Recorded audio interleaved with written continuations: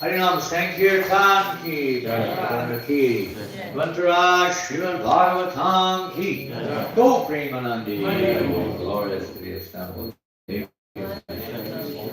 Sri Guru and Sri Guranga, Sri Gopal, Om Vishnu Padaya Krishna Vastaya Bhutale, Srimate Bhaktivedanta Swami Tinamani, Namaste Saraswati Devi Gauravani Charine, Nirvasya Nivari Master Chadi Sutran. Om Namo Bhagavate Vasudevaya. Om Namo Bhagavate Vasudevaya. Om Namo Bhagavate Vasudevaya. Om Namo Bhagavate Vasudevaya. Om Namo Bhagavate Vasudevaya. Om Namo Bhagavate Vasudevaya. Hare Krishna. Welcome everybody this morning, and we'll continue where we were yesterday on the first verse of the 10th canto, chapter number 1, the 10th canto, text number 1. The title of the chapter is The Advent of the Lord Krishna. Introduction. So we'll chant the verse. Is it still on the board, is it? Yeah. We'll chant the verse together. Shri Rajovacha, Shri Rajovacha, Katita Vangsha Vishtaro, Katito Vamsha Vistaro, Bhavata Soma Suryayoho, Bhavata Soma Suryayoho, Ragyam Chomaya Vangshanam, Ragyam Chavaya Vamshanam, Charitam Paramadhutam, Charitam Paramadutam, Shri Rajovacha, Shri Rajovacha, Katita Vangsha Vishtaro, Katito Vamsha Vistaro, Bhavata Soma Suryayoho, Bhavata Soma Suryayoho, Ragyam Chobhaya Vangshanam, Ragyam Chavaya Vamshanam, Charitam Paramadhutam, Charitam Paramadutam, Shri Rajovacha, Shri Rajovacha, Katito Vangsha Vistaro, Katito Vamsha Vistaro, Bhavata Soma Suryayoho, Bhavata Soma Suryayoho, Ragyam Chobhaya Vangshanam, Ragyam Chavaya Vamshanam, Charitam Paramadhutam, Charitam Paramadutam,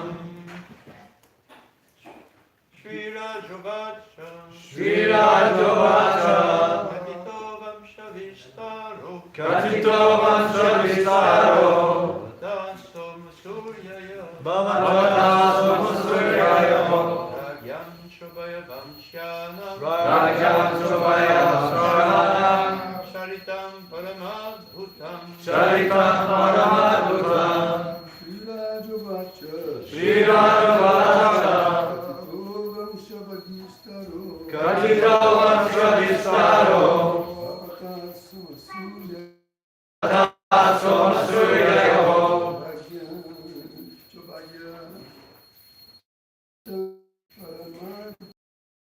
Paramadutam,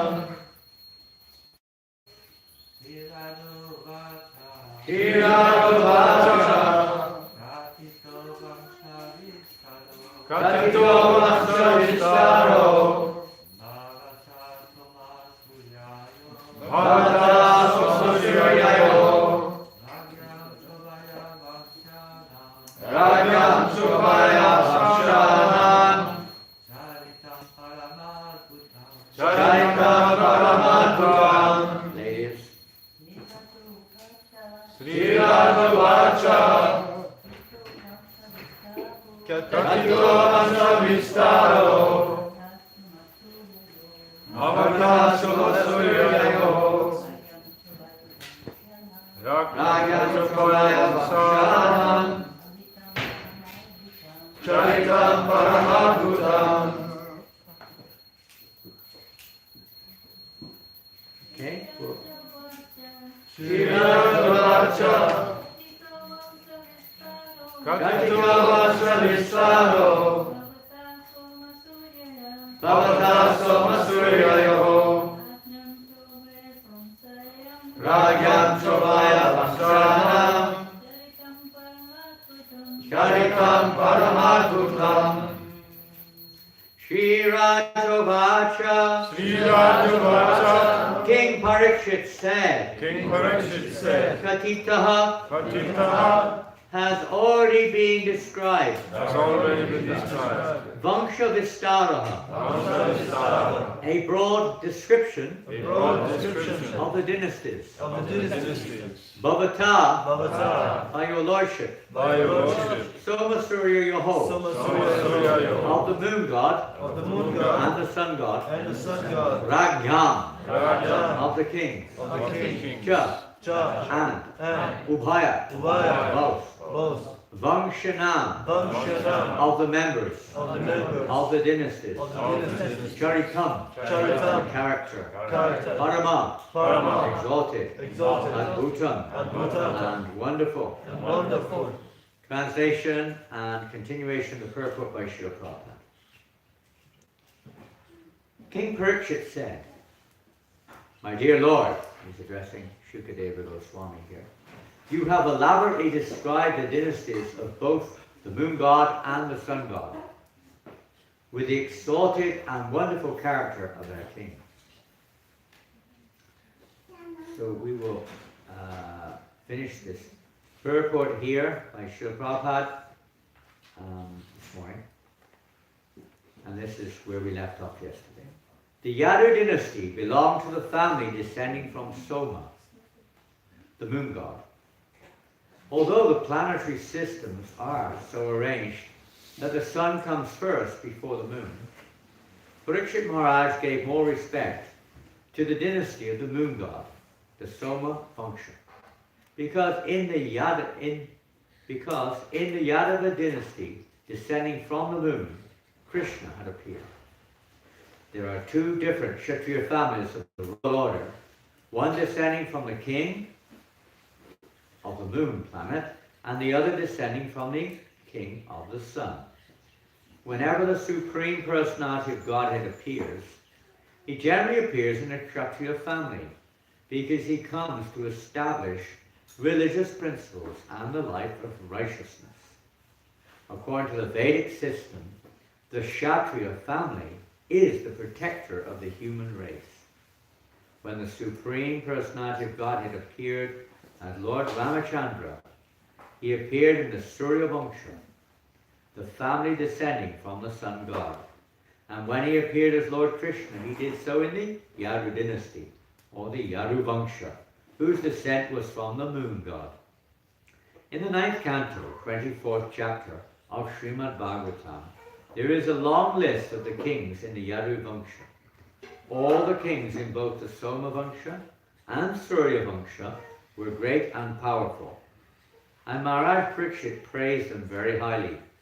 Ragyam Chobaya Vangshanam Charitam Paramadbhutam. Nonetheless, he wanted to hear more about the Soma Vangsha, because that was the dynasty in which Krishna had appeared. The supreme abode of the personality of Godhead Krishna is described in Brahma Samhita as the abode of Chintamani. Chintamani Adasatma Sukapa Vriksha Lakshraviteshu Surabhira Vipalayantam. The Karasadmasu, the Vrindavan Dham on this earth is a replica of that same abode. As stated in Bhagavad Gita 8:20, in the spiritual sky there is another eternal nature, transcendental to manifested and unmanifested matter. The manifested world can be seen in the form of many stars and planets. Oh, wait a minute, we're plowing on. Thought we had a translation going on here, but there isn't one. Poor old Tio is without any translation. And we don't, the book is not manifested. 10th Canto, Part 1, en français. I don't think we have it here, do we? They had it yesterday. Pardon? They had it yesterday. Did they? Well, I'm really sorry. Inattentive there to Tio's niece. I think only Tio is needing a French translation. I believe. So you can help him, you can read it.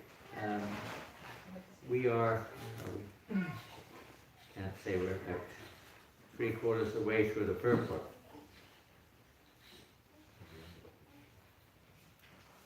As stated,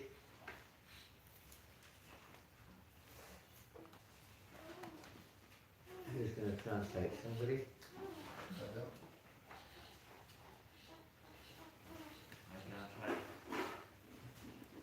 Okay, if you couldn't help him, you will see in the purport there will be a reference in the French Bhagavatam with, in brackets, 8.20. It's a reference to the verse from Bhagavad Gita. As stated in Bhagavad Gita 8.20, in the spiritual sky there is another eternal nature, transcendental to manifested and unmanifested matter.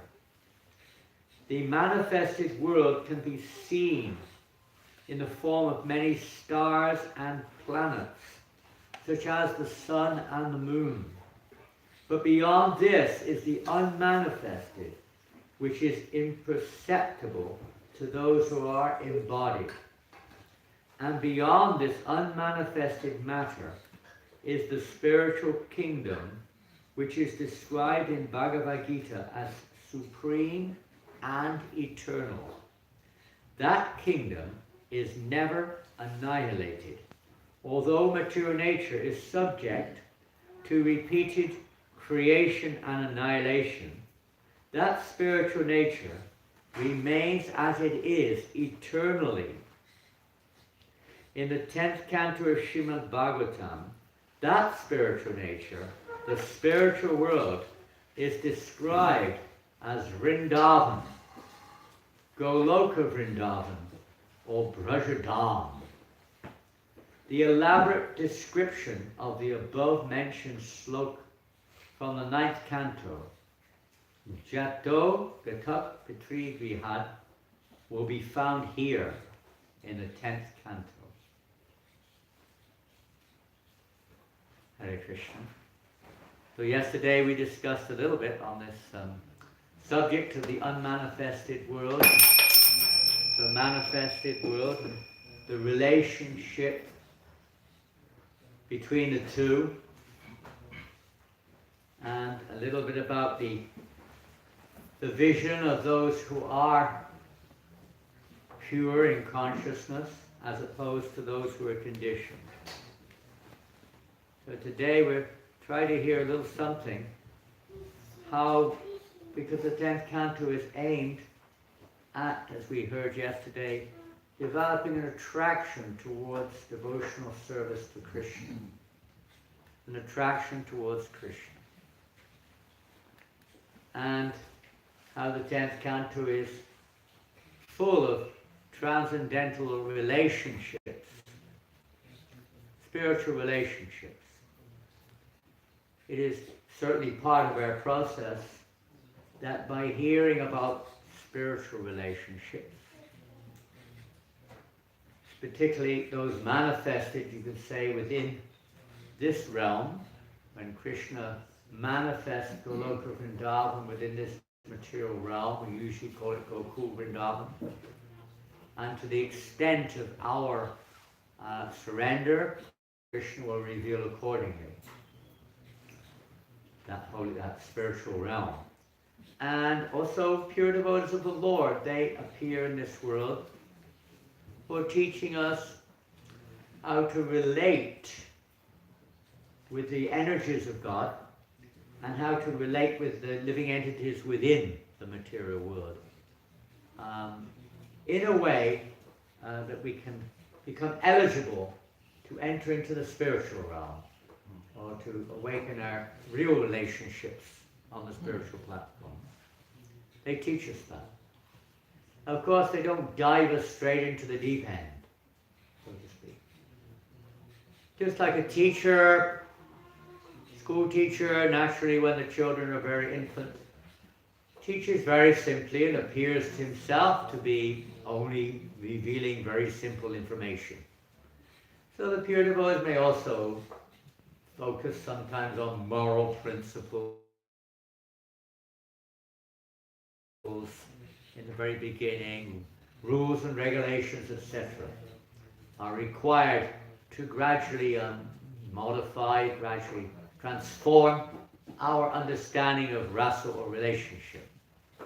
Because in the material world, relationship is generally focused on me and how everything around me relates to me, measured according to how whoever we think I am, is experiencing the relationship. Although we don't really know who I am, that I am, so to speak, is the conditioned nature of the jiva, conditioned by the modes of nature. So we heard yesterday a little bit about that also. So today we're going to try to begin touching on, you could say, the whole essential, at least for those within this realm, effective purpose of Srimad Bhagavatam, to evoke this transition, or this transformation of our consciousness and our relationships, both within this manifested world, gradually becoming spiritualized, and when they become completely spiritualized, then one is basically speaking understood to be on the spiritual platform, and one is not in the material world, one is considered spiritual, and one, by the grace of Krishna, will be able to visualize, or the Lord will reveal, the spiritual realm to such a purified soul. Now we're going to start, I'm going to go back to a section of this purport. The second part of the purport we kind of briefed a little bit yesterday. The middle of the purport was extensively discussed in the last months, describing the dynasties of the Soma and dynasty, and the dynasty coming from the sun god, Surya Vamsa and the Soma Vamsa. So we're not going to touch on that, but we're going to go back to the beginning almost of the purport, where we were planning to expand on yesterday, but time was limited, as it kind of is. So I'm going to read one line or two of this early part of the purport. Parikshit Maharaj, this is about 8 lines down, in fact, maybe 7 lines down, maybe 6 lines down. Parikshit Maharaj, being naturally a devotee of Krishna, naturally a devotee, because you could say we're all naturally devotees, but that natural being a devotee, so to speak, at the moment, is not always feeling quite so natural. It was still covered by material nature. So our nature at the moment is a little materialistic. So it's not always quite the same. Parikshit Maharaj, eternal associate of the Lord, so he's naturally a devotee. And by hearing, as we heard earlier just now, the relationships of such natural devotees, we can awaken our natural devotion.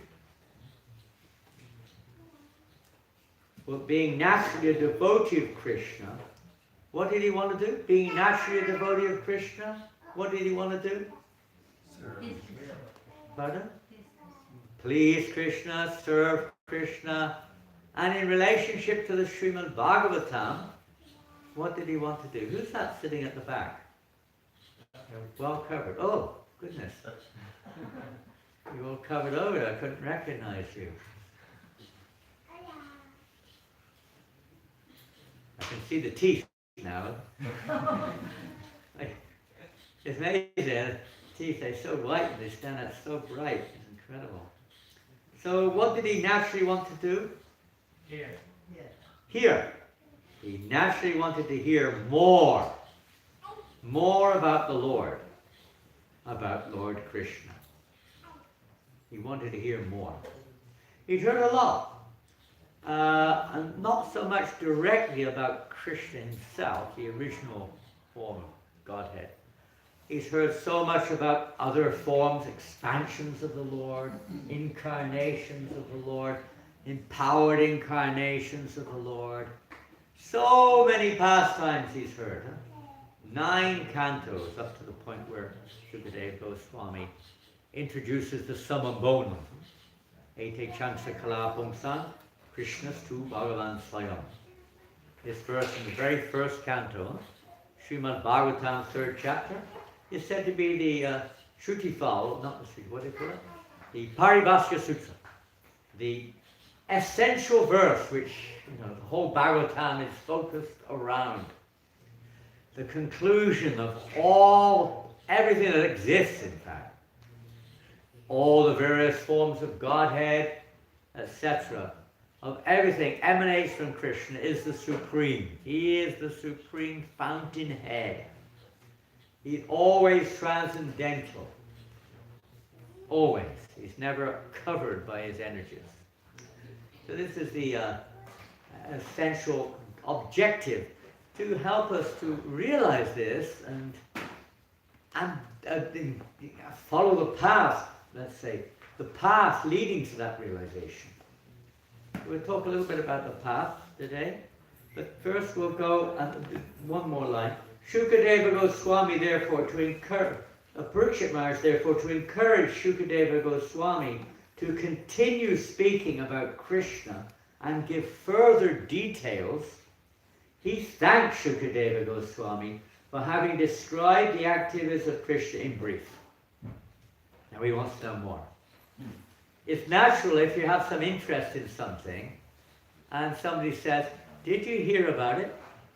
And they just give a two-liner. Well, tell me more. What actually happened? Who was there? What did they say? Isn't it? Tell me more. Tell me more. I want to hear all the details. It's natural. Even the material world, if we're really interested in a subject, we'll be normally like that. If we're not interested, we won't want to hear anymore. The transformation and the method. Let's look first at the simplistic. Sounds simple. If we go to the 2nd chapter of the 1st canto, this attraction, this transformation, awakening of an attraction is described. Does anyone know in a couple of verses, 2nd chapter, where this is hinted? Yes, Doctor. That's like the top of the there's 3 or 4 verses in a row, and that's like the final one. Well, not the final one. After that is a continuation of that. Well, let's read them all. Srila Prabhupada, when he arrived in America, he included this process in his first writing in the Western world. Makine Bhagavat Dharma is a part of that poem which he wrote. And he described this transformation and the effect of Srimad Bhagavatam, how important. And he describes in that poem, and I haven't got it with me here at the moment, but how if only they could understand the Srimad Bhagavatam. And he's praying that my words will be suitable for their understanding so that they can understand Srimad Bhagavatam. And he's praying to Krishna, please give them the understanding. Because here in this Srimad Bhagavatam will create this transformation of consciousness. So important. And then he quotes the verses. I'll just go back a little bit here. One or two before Prabhupada began quoting. Here, text 16, 2nd chapter. I'll just read the English. O twice-born sages. Now this is in the forest of Naimishranya. The sages of Naimishranya are very inquisitive. Very, very inquisitive. Sorry, Diana Tyson. Made you run there rather fast. Huh? Chapter 2, 1st canto, text 16. They're very inquisitive, isn't it? And sat there, they want to know the answer. They're not just sat there, enjoying the birds singing. You go down to Little India, you can sit there all day and night listening to the birds sing right now, if you want. Very nice. That wasn't what they were doing. They weren't sitting down there, just chilling out in the forest, I like the forest. They were there to perform sacrifice. What for? They wanted to find a solution. The solution for human beings in this especially age of Kali. And when Srila Goswami came upon the scene, of course, things really started. Huh? He started to really churn the nectar. So because they're inquisitive. Now, you may have that experience. If you start talking about someone's disinterested. Right? They're disinterested. You don't feel like carrying on, do you? What do you think? What do you think? What do you think? That's the point. If someone's talking about something, and the person you're talking to or the audience are disinterested, how do you feel? Just ignore them and find the ones who are interested. Yeah, you won't be interested. You won't really want to spend your time with those who don't seem to be don't seem to be interested. Same on Sankirtan. Every situation is kind of like that, really. You may have another motive you want to force it on them, but in general, no. You're looking for someone who's interested, right, in what you have to say. The whole social media is based on trying to create this interest in what you've got to say. Rightly or wrongly. But this is natural. It's there too, spiritually. And because the sages of Naimisharanya were very interested, Sutta was very enthusiastic. Very enthusiastic to speak. This is a theme which you'll find, especially in the 10th canto. It's one of the essential features of the 10th canto, is this enthusiasm, this eagerness to hear. It comes up again and again, if we can. We'll read a few times where it comes up.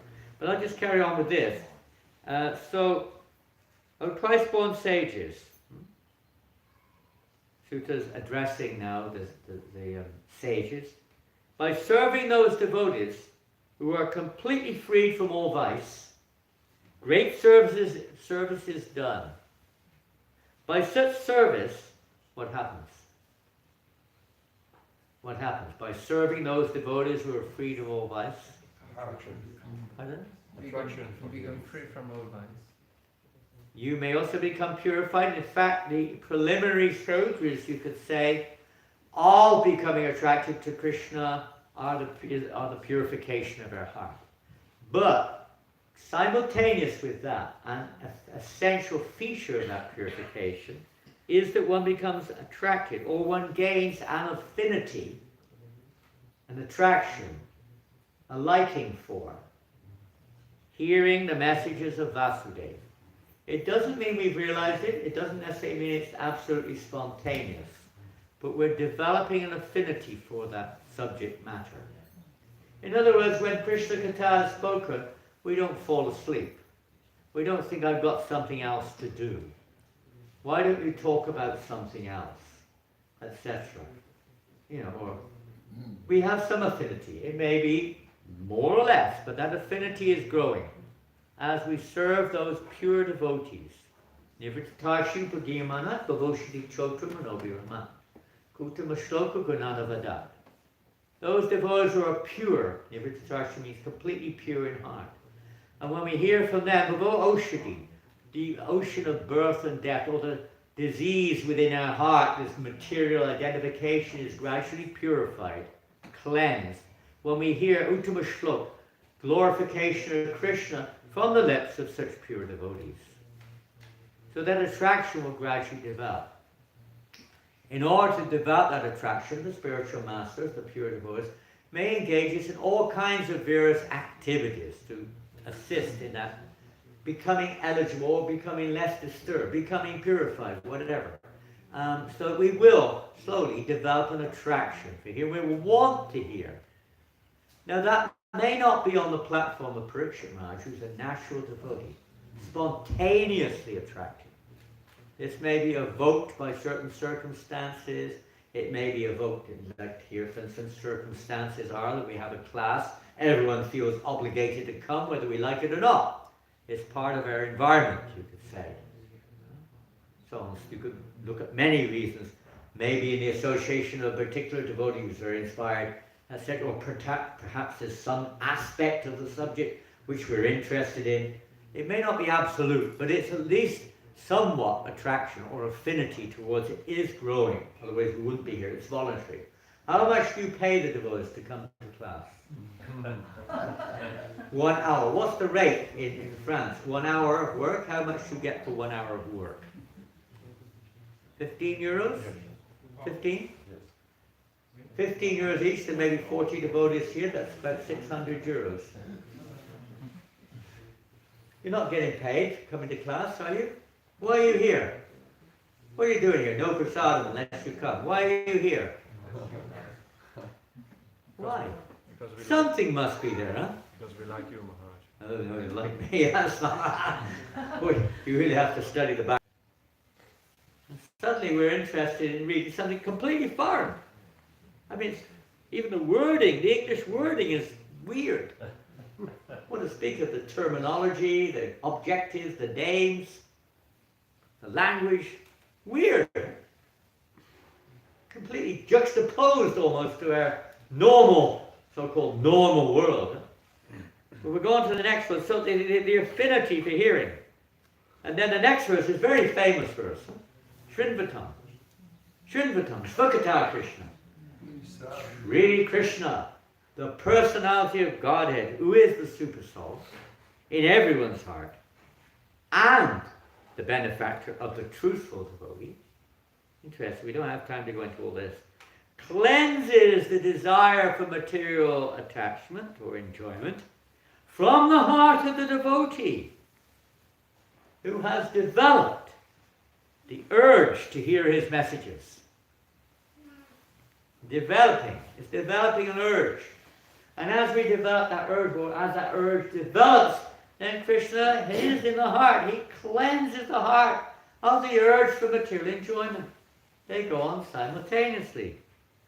Both the kleshagni and the sukhada describe it.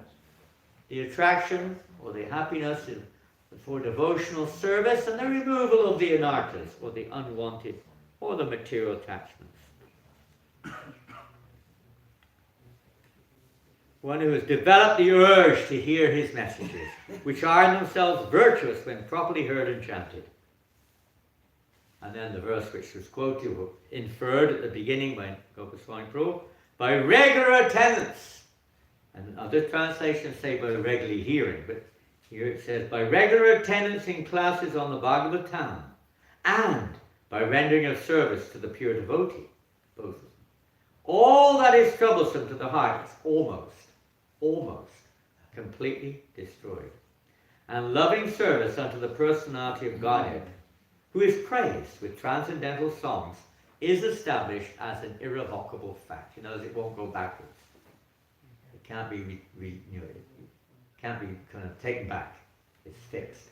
Although there may be still some trace of material desire or attachment floats by, but it is not something which is going to carry you away.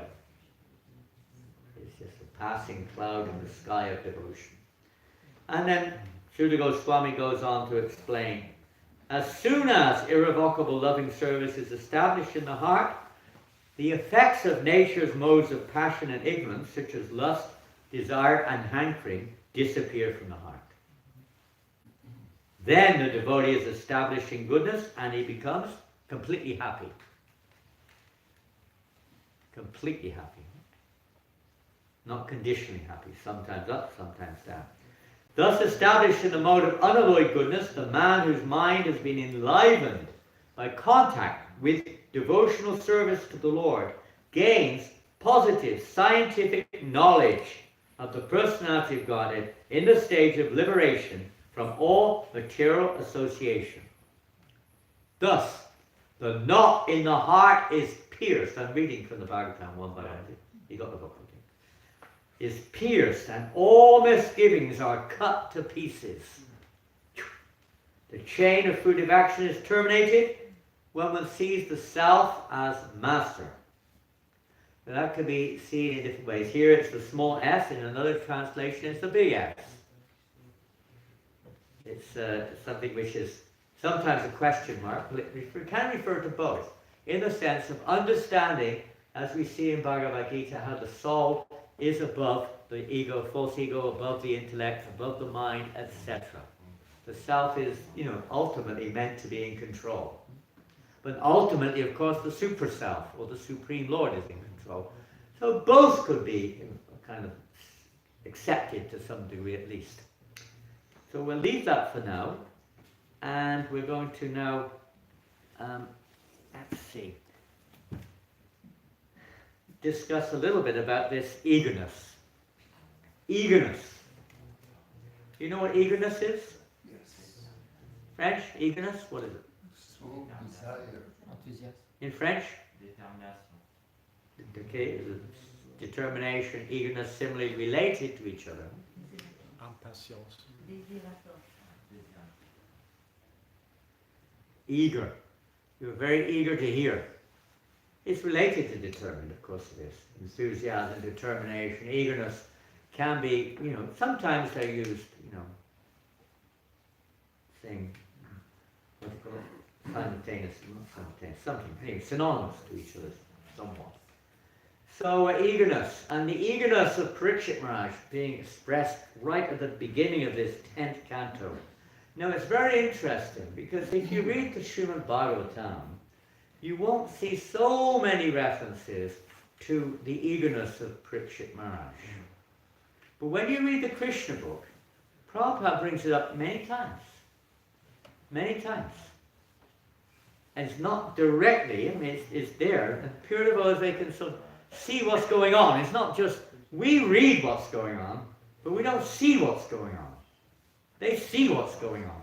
And Prabhupada can see what's happening. He's like there, but Parikshit Maharaj is getting enlivened to hear more. Tell me more, tell me more. Shukadeva Goswami has become enthusiastic to reveal more. And the pure devotees are like right there, you can feel it, they can actually feel the spirit. We can only hear the words and try to understand what they mean. But they're living it, they're actually living it, You can't live another person's emotions exactly. They may express it and you may understand a little bit, but it's not the same as actually having that emotion. So we'll just read a few of them. And there are more. Let's see. Time flies. We could go on and on. This is such a nectarian topic. At the point of his death, King Parikshit was hearing Srimad Bhagavatam from Shukadeva Goswami.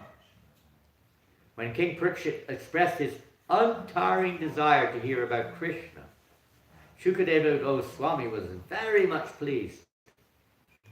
Shukadeva was the greatest of all Bhagavat reciters, and thus he began to speak about Krishna's pastimes, which destroy all inauspiciousness in the age of Kali. Now we'll notice there's a beautiful verse at the end, Jayati Janananda, what we used to know it, and a really amazing verse, we won't have time for that. Right at the end. Destroying all inauspiciousness by hearing these pastimes.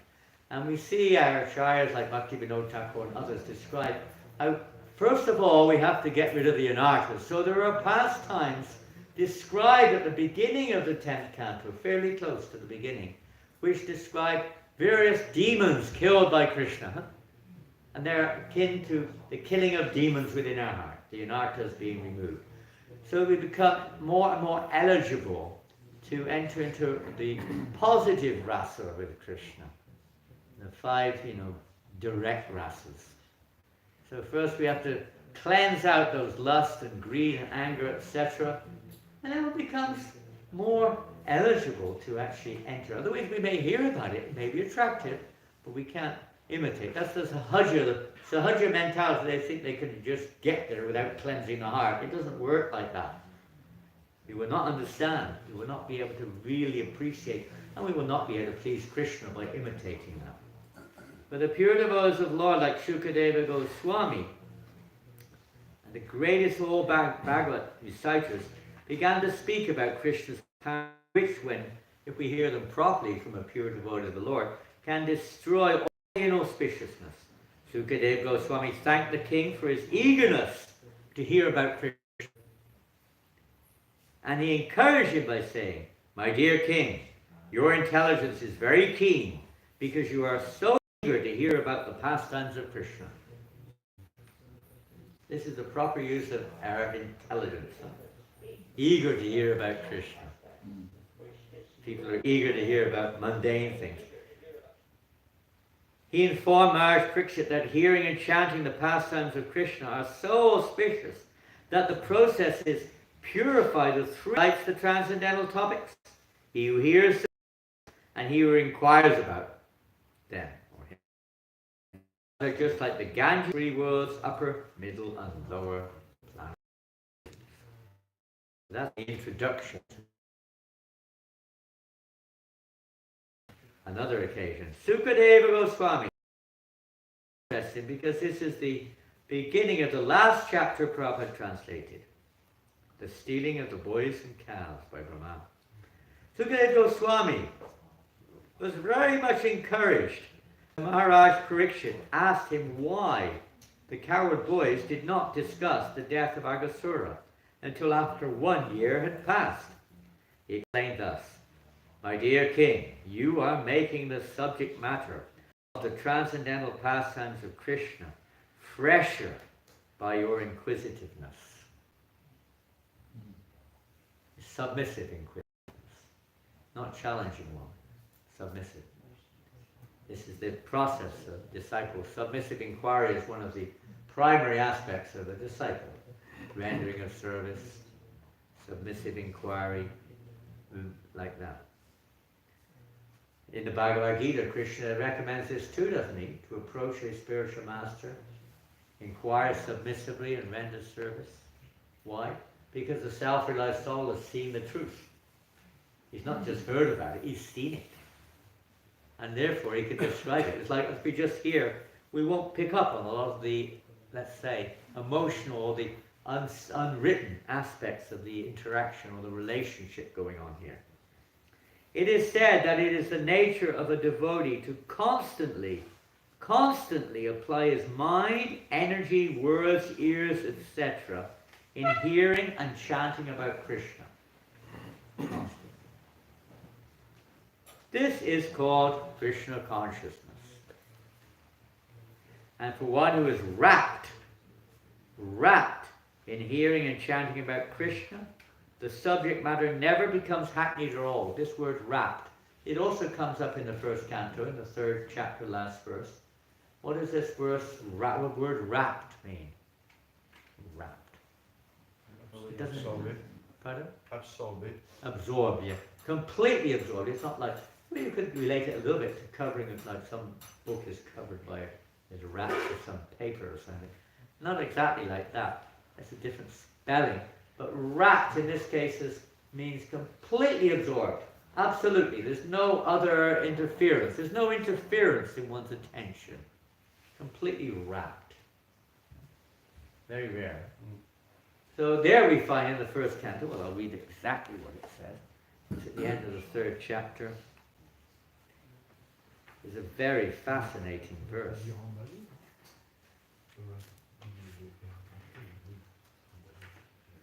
O learned Brahmins. Pardon? 44, 3rd chapter, 1st canto. 1st canto, chapter 3, text 44. O learned Brahmins, when Sukadeva Goswami recited the Srimad Bhagavatam there, in the presence of Emperor Parikshit, I heard him with rapt attention. And thus, by his mercy, I learned the Srimad Bhagavatam from that great and powerful sage. And it doesn't just mean he memorized all the verses, by the way.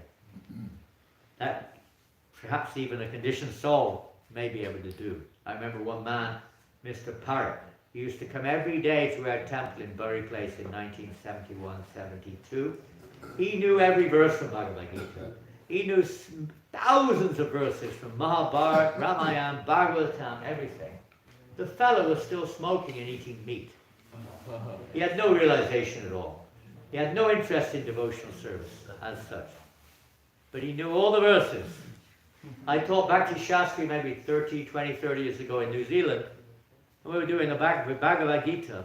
There was one man there. He was only attending because his son wanted to go to our Sunday school. So he would come and attend the Bhakti Shastri, was his son, or Bhagavad Gita at that time, and part of the Shastri course. His son was also at the school, so he just sat in. He was a scholar. learned scholar himself of the Vedas. And he knew every verse of the Bhagavad Gita off by heart. And because in those days the exam was totally mechanical, he came top in the exam. Total Mayavadi. Total Mayavadi. But he knew, he just decided to write the right answers, that's all. So he could pass the test. It's not about just learning things, it's about applying them in our lives. Actually, it can be a detriment if we just learn the verses. We get proud and can offend others easily. We have to apply them. Everyone knows this. As a doctor, you give medicine, they're supposed to take the medicine, right? Not much use otherwise. Looking at the bottle, oh yeah, I know this, I know that, but we have to take the medicine. It's for us. Right? This is the link here. Now, Shukadeva Goswami, Parikshit Maharaj, they're on the spontaneous platform. They're not practicing. They're revealing this for us. It's not like Parikshit Maharaj is like a dumb student that doesn't know nothing. He's an eternal associate. He's asking these questions, showing it's a natural inclination of those who are on the level of Raganuga, because he's a Ragatmika. But by hearing from a Ragatmika, one who's eternally and naturally attracted to hearing these messages, one can develop this natural attraction. But it doesn't just, there's a process. So even in the practicing stages, there's a process. We'll come to that in a minute. I learned the Bhagavatam. Now I shall try to make you hear the very same thing as I learned it from him and as I have realized it. I'll try to, awaken this same spirit in you. That's preaching. But there's a process. Prabhupada writes in the purport, he says, after describing how important it is to hear from the right source, he says, simple hearing is not all. One must realize the text with proper attention. The word nivishta means that Sutta Goswami drank the juice of the Bhagavatam through the ears. That is the real process of receiving Bhagavatam. One should hear with rapt attention from the real person. And then he can at once realize the presence of Lord Krishna on every page. The secret of knowing Bhagavatam is mentioned here. No one can give rapt attention who is not pure in mind. No one can be pure in mind who is not pure in action. No one can be pure in action who is not pure in eating, sleeping, fearing, and mating. But somehow or another, if someone hears with rapt attention from the right person, at the very beginning, one can assuredly see Lord Krishna, the spiritual world, in person, in the pages of the Bhagavatam. But we can see there's a process. We have to become pure in mind, pure in our eating, sleeping, mating, defending, and our behavior, our activities. There's a whole process to create that, say, eligibility to hear with rapt attention. And that's what the Bhagavatam also, 9 cantos are there. And even in the 10th canto, it may not be so directly indicated, you could say, but it is there in the thread of the pastimes. It's there in the purports of our acharyas. It's there in Prabhupada's summary of the Krishna book. It is said that it is the nature of a devotee. We read that. That is the significance. It never becomes hackneyed or old, unlike mundane subject matter. As one becomes purified, the attraction is like in the end of the Bhagavad Gita. What does Sanjaya say to Krishna? To Yudhishthira or to Dhritarashtra? More and more. He wants to hear it more and more. It becomes ever enlivened to hear this subject over and over and over again. It's ever fresh, it's ever enlivening. Never becomes boring. It's like we went to Chambord yesterday. Once is enough, huh? That's it. There's no interest to go again. You see, I went, I didn't go. They went. They saw, and they came back. That's it. Finished. We've been Sham and a bore. We've been there many times. Oh yeah, well, you have a different flavour. But for most people, I don't know. Let's see that. Great. Now let me see another one. So it's the nature. This is called Krishna consciousness. One who is wrapped in hearing and chanting about Krishna, the subject matter never becomes hackneyed or old. That is the significance of transcendental subject matter in contrast to material subject matter. Material subject matter becomes stale. One cannot hear a certain subject for a long time. He wants change. But as far as transcendental subject matter is concerned, it is called Nitya Nava Navayo Yamana. This means that one can go on chanting and hearing about the Lord and never feel tired, but remain fresh and eager to hear more and more. More and more. It is tip of an iceberg. You know this term? Tip of an iceberg. You can only see a little bit above the water level. It's called the tip. Iceberg. Most of it is under the water. You can't see it. You can only see a little bit above the surface. So we're only seeing a little tiny tip, manifest, you could say. Vast, unmanifested. It's not seen to us. But if we, by hearing properly or by associating with the prakat, that which is manifested, gradually one becomes eligible to enter deeply into the subject. And again, Kaliya serpent.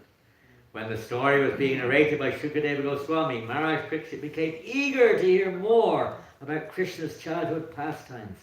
He inquired from Shukadeva Goswami how Krishna chastised Kaliya, who had been living in the water for many years. Actually, Maharaj Pariksit was becoming more and more enthusiastic to hear the transcendental pastimes of Krishna. I want to hear more. Well, I'm going to finish the Krishna, but there's so many references like that are there. And time is almost expired, so we're just going to make the link. Well, this is a natural attraction. It's a spontaneous attraction to hear. So where did we come into this? Because most of the time we don't have that spontaneous attraction. Most of the time, as soon as we start reading, we fall asleep, practically speaking.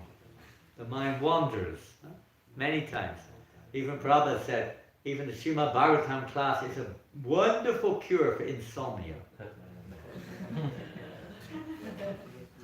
So many devotees, even when Prabhupada's giving class, you see pictures, even sannyasis, their dundas are like, head down, dundas are like, falling out of their hands. Right? Dozens of times. You see pictures, not so much, they won't be printed pictures. They won't be printed, but you'll see them if you look through the archives. And, fall asleep during class. As soon as you start reading, it's a good way to you could say to fall asleep in one sense, but it shows you haven't got this Pariksit Maharaj. I can't remember exactly what the purport is, but there's a purport describing Pariksit Maharaj's that maybe they can come. I don't want to lose those cartels. They travel with me. So make sure you give them back at the end of class. I travel with them. Prabhupada says this is an excellent example of how Krishna consciousness can spread. And he's describing how Pariksit Maharaj didn't even think for 7 days about eating or sleeping. He was so wrapped in attention to hearing the words of Shukadeva Goswami. The thought of eating and sleeping didn't come on his mind. He wasn't thinking, oh my God, once I'm going to finish, I can break my fast. Take a bit of rest, because there wasn't any time left when he finished. Death was on his doorstep. But I guess if we realized death was on our doorstep, we'd be a little bit more urgent. I think so. What would you do if you realized you had 5 minutes left to live? What would you do? Pardon? 5 minutes. He has 7 days. What would we do if you had realized suddenly you have 5 minutes left to live? Different people would do different things. What would you do? Find a kirtan. You might not have time to find a kirtan. You're stuck in the jungle somewhere. Pardon? Okay, yes. Hare Krishna, Yeah. Krishna Krishna. If you can do it. If not inside, you chant Hare Krishna. If they shout. Eager, you become eager. We forget the word. Prabhupada even said that sometimes we should chant like that, our japa. Satsvarupa Maharaj writes in Japa Reform Notebook. We should chant like that. This is my last moment.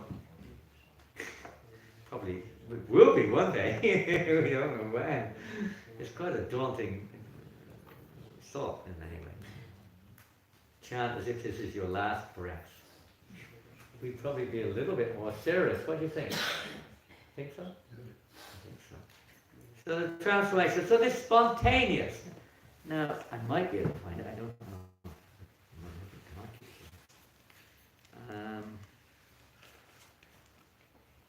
There's a chapter in here.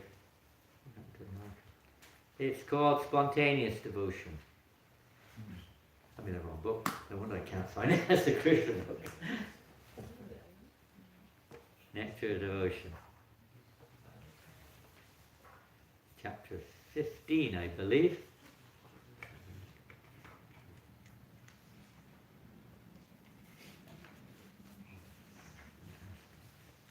Spontaneous devotional service. Very significant chapter. It's a chapter which helps us to go from the practicing stage, well, it doesn't help us to go, it describes the transformation between the practicing stage, Vaidhi sadhana, where we follow rules, regulations, etc., to try to calm, purify, regulate our senses and engage them in Krishna's service, to the stage of Raganuga Bhakti, which is the spontaneous attraction. There's nothing else. The soul's actual existence is wholly and solely to please or serve Krishna. So this chapter describes in brief, it's extended later on, how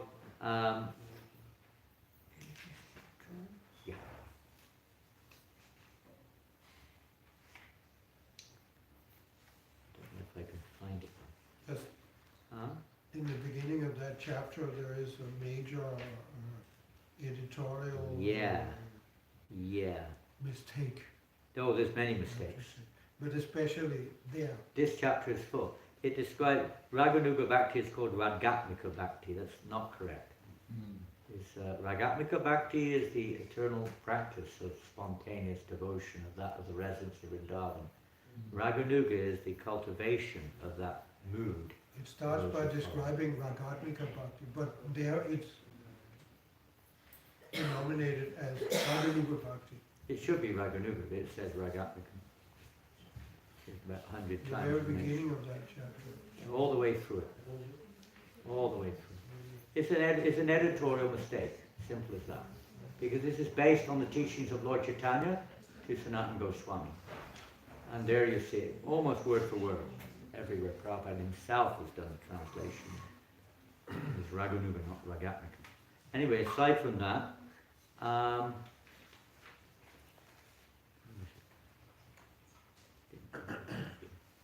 so Prabhupada describes somewhere here that these pastimes, a loving relationship, spontaneous relationship of loving devotion to the Lord, which we hear these great devotees.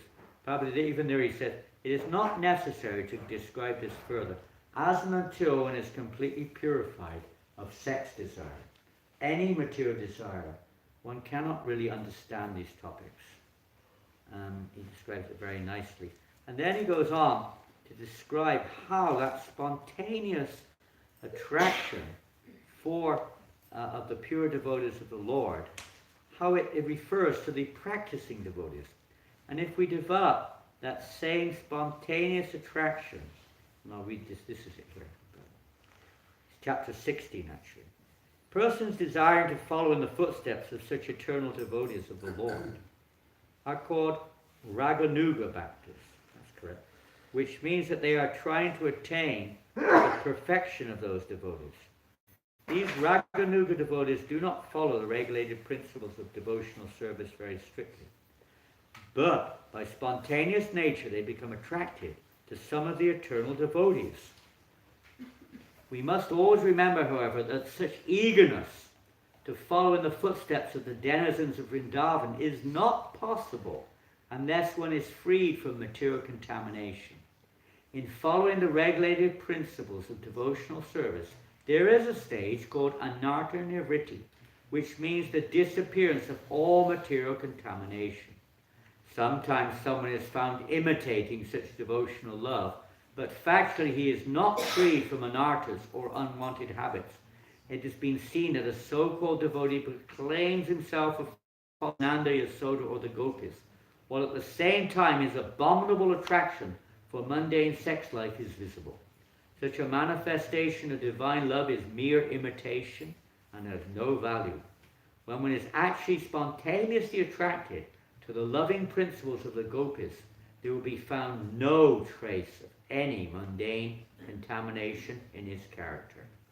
Therefore, in the beginning, everyone should strictly follow the regulated principles of devotional service according to the injunctions of the scripture and the spiritual master. Only after the stage of liberation from material contamination can one actually aspire to follow in the footsteps of the devotees of Vrindavan. And Prabhupada then goes on a little later on. Rupa Goswami says that the learned acharyas recommend that we follow the regulated principles even after the development of spontaneous love for Krishna. According to the regulated principles, there are 9 departmental activities as described above, and one should specifically engage himself in the type of devotional service for which he has a natural aptitude. This is very interesting because that's the spontaneous nature of the pure soul, to be certain, feel the inclination to serve Krishna in a particular mood or rasa.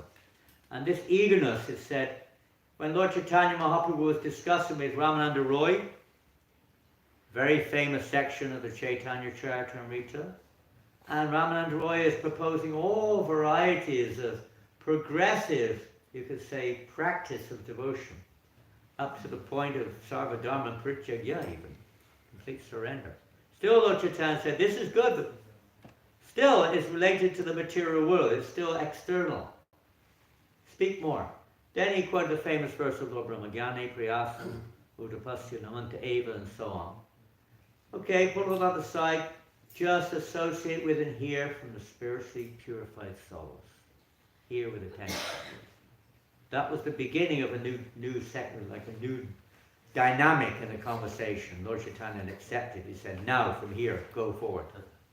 And just a couple of verses later, he describes this verse related to this theme of eagerness to hear or eagerness to service, being eager, and how this applies at all stages of bhakti. Not just the stage of the spontaneous raganuga or ragatmikas, or automatically in the raganugas who are developing that mentality of attraction towards spontaneous service. They're naturally eager to hear about Krishna. They don't want to hear anything else, practically. But even in the practicing stages, when we become eager, this is you could say, the price. In fact, it's described as Janmakoti, Janmakoti Sukritaya. Even if one performs pious activities for thousands of lifetimes, one still is not eligible. There's only one price of eligibility for Krishna Bhakti Rasa Bhavita, pure devotional service. One price only. One price. Ekada, Ekada. Only one. What is that price? Intense greed. Tatra lolyam. Api mulya ekada. There's only one price. Mulya, price, ekada, only one. Tatra lolyam. Lalasamaya or lolyam means greed or intense eagerness. That intense eagerness. In the material world it applies, and especially on the spiritual platform. When that intense eagerness to hear or serve, hear, chant, remember, even on the practicing stage, this element comes in when we're intensely eager to serve the spiritual masters, to preach Krishna consciousness, to attend the program, whatever it is. We may not have, it may not be a natural spontaneous, but we're eager for that. We're eager to attain that goal. Is it? You understand? Eager to attain the objective. A determination. Willing to forego other things. Materially, people are eager to get their degree. They're eager to get some mundane object. But that's always flickering. Always many branch. But for that eagerness, that one pointed eagerness to reach that goal of pure devotion. So Prabhupada said, for example, Prabhupada said, one may have a particular interest in hearing, another in chanting, another in serving, and so on. Prabhupada said that all these various limbs of practicing devotional service are there. But when we become eager to engage in one of these, this is you could say the ticket, the transformation between conditional life and transcendence. By the grace of Krishna, when he sees we're eager to perform our service, whatever it may be, with a selfless, more and more selfless heart, determined to perform that service, absorb ourselves in service, Krishna reciprocates. He cleanses the heart, purifies the heart. Okay, Srila Prabhupada ki jai, Maharaj Srimad Bhagavatam ki jai, Gaura Premanandi. Very late, we have another session at 10. Thank you all very much. Hare Krishna. I guess it's Harinam this afternoon, is that correct? We need all the vehicles. Anyone has a vehicle who can come, please do bring your vehicle. We may be very short of vehicles. Drive the devotees to tours with Sankirtan.